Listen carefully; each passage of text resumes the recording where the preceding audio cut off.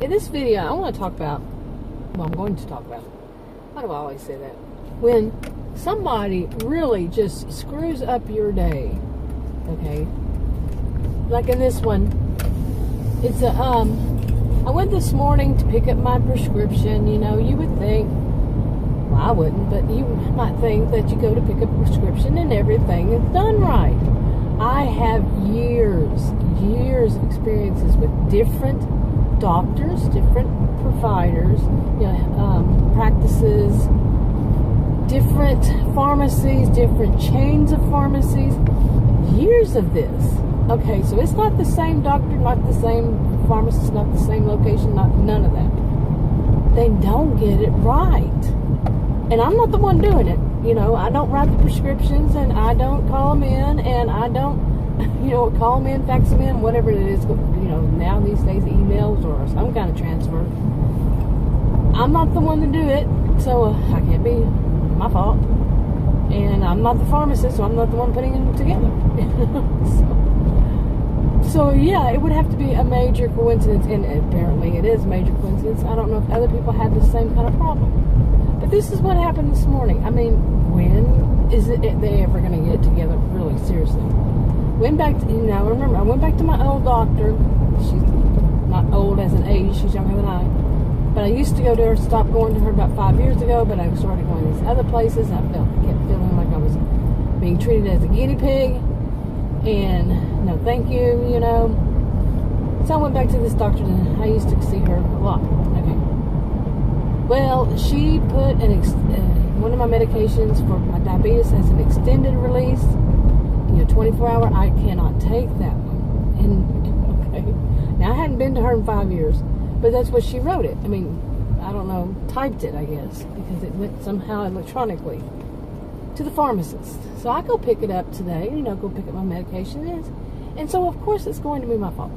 And because I didn't check the bottle to make sure I had the right medication, the right types. But yes, she wrote it for extended release. I don't take extended release. When I got all the way home, I didn't check it. I just know, you know, it's my fault. So, believe me, they've tried so many ways to tell me it's my fault.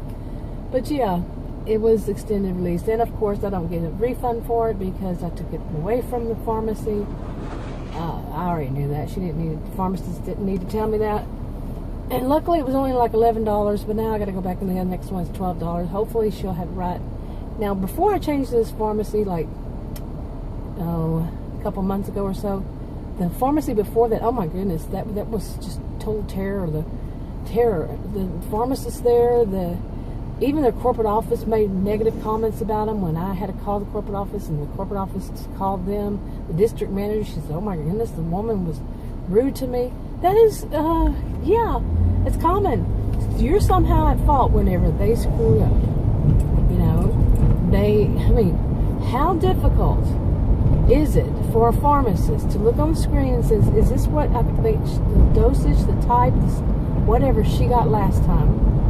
And either confirm it with the doctor's office, and yes, I know, maybe they have as hard of a time as we do by trying to call a doctor's office, or confirm it with the patient, you know? And I know that it's too difficult because pharmacies are understaffed, always understaffed where I live, always. Any pharmacy, not the same chain, any pharmacy. And doctor's offices, well, the doctor sees way too many patients in a day because, you know, they've got to make a certain amount of money. I used to work for doctors and surgeons years ago, and I scheduled appointments, and yes, they were way too booked all the time. How can you give quality care when you have several, I'm talking like, it depended, you know, on what kind of practice it was, how many they saw, but they were seeing them basically one every 15 minutes. No, that's not good. Okay, on top of all that, you know, that whole thing, got home, it was the wrong one, called the doctor's office to see, you know, if they wrote it wrong, okay? Because the first couple of times I called this pharmacy, I was on hold each time. For one time was like 12 minutes, the other time was somewhere around there, you know, before. So, yeah, I complained about that the second time. Twice is not a coincidence in that. But anyway, so I called the doctor's office, and of course I had to leave a voicemail, But actually I had them write it this time because I had so much trouble with one of her nurses in the past. It was unbelievable. I would leave voicemail after voicemail, saying it in different ways, whatever. She would always get it wrong. I've known 3 people in my life like that. They hear what they literally hear what they want to hear. They're not really hearing exactly what the person said. They're just hearing how they hear. Actually 4, because there was one more reason. I'm 54, so 4 and all that time, yeah. But that nurse is no longer there. Yeah. There was a reason. I wasn't the only one, right? And probably, hopefully, she's not out torturing other people. But it was so frustrating because you have to wait until they call you back, and every day is after 4. So you call during the day, they would call you back after 4. The next, that next day, or that day, or then maybe the next morning. And day after day and after day, and you're not getting things done. You're not getting it right because they're hearing what they want to hear. Now this nurse, she wasn't that bad, but it wasn't the nurse that answered the phone. It was one of the people there. I don't know who it was. So I had her write the message, and I said, well, I'm going to call the pharmacy to see if the doctor wrote it, for the wrong medication.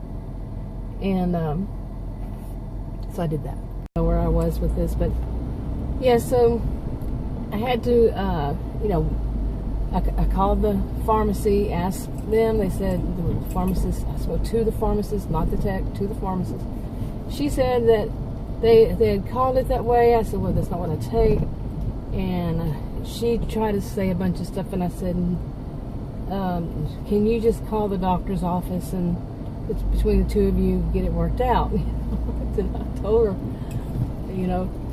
I said, because, that way it might go a little faster because they might wait until after 4, and she kept interrupting me, so I just let them take care of it. And, after I hung up, the end of the call, I thought to myself, oh my goodness, they're somehow going between the two of them, because they must have some kind of anger between pharmacists and doctors. But I kept feeling my past history with this is that I'm going to be to blame for something in this whole thing. When it's the doctor that wrote the prescription, the pharmacist could have looked and say, well, she doesn't take this one, maybe something's not right here. Seriously, this is called customer service, okay? For the doctor, first of all, to write it right, okay? Second of all, the pharmacy to check, and if something goes wrong, well, wait, hold on a minute, maybe we've got it wrong here. Okay, instead of the person who is paying for all these services having to go through so much, you see, we're paying the doctor, we're paying the pharmacy. Get it done right the first time. Plain and simple. I know I sound bitter, but my goodness, it was 104 when I got out of here to go back again, when this morning it was like 80 something, to go back again to the pharmacy, to get the medication. I shouldn't have to pay, and now I'm paying twice. Actually, this is $1 or something more than the other one. So I've already paid for the other one, which I'm not going to get a refund on because they can't take it back because I took it out of the pharmacy. So I'd pay double for a medication, and a medication I can't use. The first set I can't use. Seriously. They need to think. They need to do real customer service. Plain and simple. We need to get that, I've done videos about the normalization of narcissism. This one is a corporate one. These corporate offices, they don't want to hire enough people to work these places need more than one pharmacist, for one thing. Okay, more than one pharmacist, more than one pharmacist tech. They need to be staffed. The doctors don't need to be working and seeing so many patients that they cannot remember to write something right, a prescription. Because the last one was a nurse practitioner, and the last 2 times she wrote prescriptions for me, she wrote them wrong. The last 2 times, really. Unbelievable. But anyway, where was I? Well, yeah, normalization of narcissism. It's that we, the paying customers, that's what video I just did, and I don't know if I put it up on this channel, but we, the paying customers, pay for their mistakes in some way, somehow. And it is somehow, again, turned around on us. You know how, narcissistic types project. But the collective narcissism going on here is that they're not trained well enough and they're not staffed well enough. Okay? The corporate offices have the narcissism. And there's people in those offices, people who are making these decisions. Yeah, that's the narcissism. And it's being normalized that we just pay the price. You know? Anyway, that's enough for this video. If you want to subscribe, click the circle. If you want to watch another video, click one of the rectangles. Like, share, comment if you want. I'll talk to you all in another video. Bye.